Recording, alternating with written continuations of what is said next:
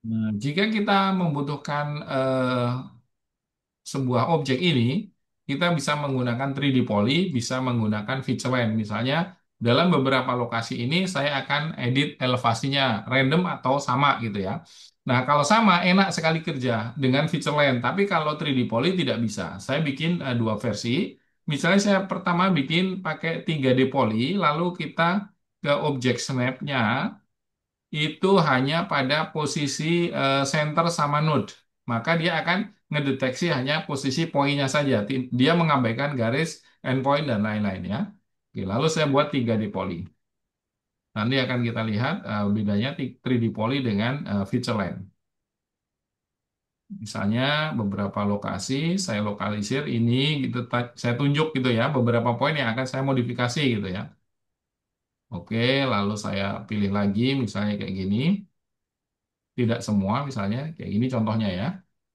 Nah, berarti 3D poly ini benar-benar mengikuti atau mengikat sama poinnya. Nah, seperti ini dia udah naik turun sesuai elevasinya ya.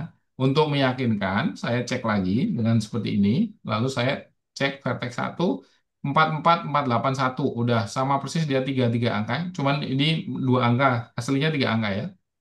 Ini sama semua 183. Ini sama semua 183. Nah, dengan random 3 aja saya sudah bisa tahu bahwa ini sudah presisi ya. Nah, cara untuk mengedit satu-satu di sini kita ketik manual jika 3D Poly. Nah, tapi kita bisa lihat gambarannya dengan edit kita kelihatan X-nya. Tapi ada lebih custom lagi yaitu dijadikan dia feature line. Misalnya saya buat feature line, saya siapkan setnya dulu. New set editing. Edit. Oke, kalau sudah. Lalu kita ke sini grading, lalu di sini ada namanya feature line from object, lalu klik objeknya, enter. Lalu pastikan setnya sama dengan yang kita buat tadi, karena jangan sampai ke set lain. Jadi set itu untuk mengakomodasi lapangannya sesuai zona di mana gitu. Nah, tadi ya saya buat set edit, maka saya harus connect-nya set edit.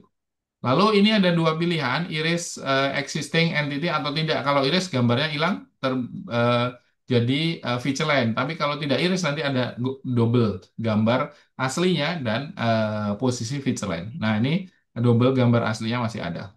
Oke, lalu kita bisa melakukan editing di sini elevation editor. Nah sama dengan tadi, kita bisa mengatur satu demi satu seperti itu. Ganti manual. Berarti ini posisinya sama dengan 3D Poly. Tapi di sini yang custom, jika kita mengganti sama-sama, tapi hitungannya sama, maksudnya 20 cm semua gitu. 30 cm semua. Caranya yaitu klik sini, lalu tekan Shift. Nah, ini harus di-select semua. Benar-benar kita periksa dari ujung ke ujung ke select semua. Lalu di sini ada fasilitas, di sini set increment. Lalu di sini mau berapa dinaikkan? Kita ketik dulu misalnya 20 cm semua, 0,2. Nah, kalau kita naikkan, tinggal kita pilih ini. Kalau kita turunkan, pilih ini. Gitu. Nah, ini salah satu enaknya menggunakan ini. Oke, kalau sudah, lalu kita periksa. Misalnya 004681, 448. Ini sudah naik 20 cm. Yang ini naik 20 cm. Begitu caranya ya. Itu proses Itu naik. naiknya sesuai dari angka titik yang sebelumnya ya. Bagaimana?